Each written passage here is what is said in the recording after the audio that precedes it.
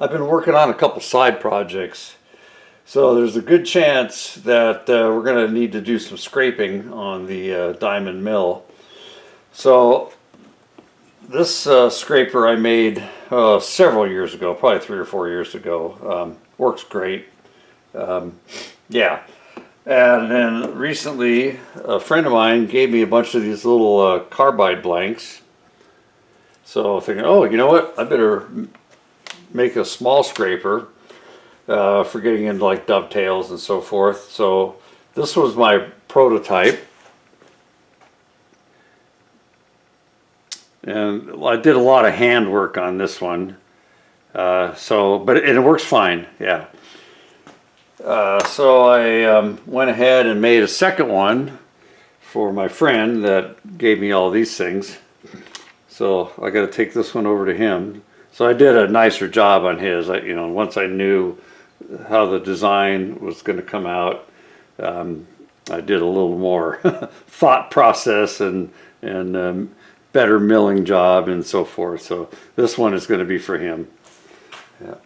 And then I am a total beginner when it comes to scraping. I've done a little bit on another project, and I've fiddled around, and I've been doing a little refresher practice work today. So kind of getting the feel coming back. I made this one also a couple years ago. It's very crude for getting into tight spots, and it works, but it's not that great. And then I picked this one up at a machinist estate sale. I haven't tried it yet. It's just got a little piece of carbide brazed onto the end of, I think it's an old file, but no, I think it's just a piece of flat bar.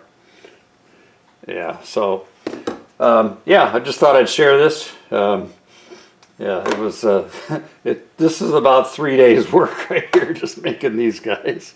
Yeah, it doesn't look like a lot, but it definitely took some time. In case you're wondering, this is what I started out with. It's just 3/4 by 1/8 inch cold rolled flat bar. Bought it on eBay. I got a 6-pack of these. It was like maybe 20 bucks, something like that. Let's see, for your metric guys, let me see if I can figure out how to read this scale. About 20 millimeters by, I guess that would be 3 millimeters. I don't know how you guys read those things.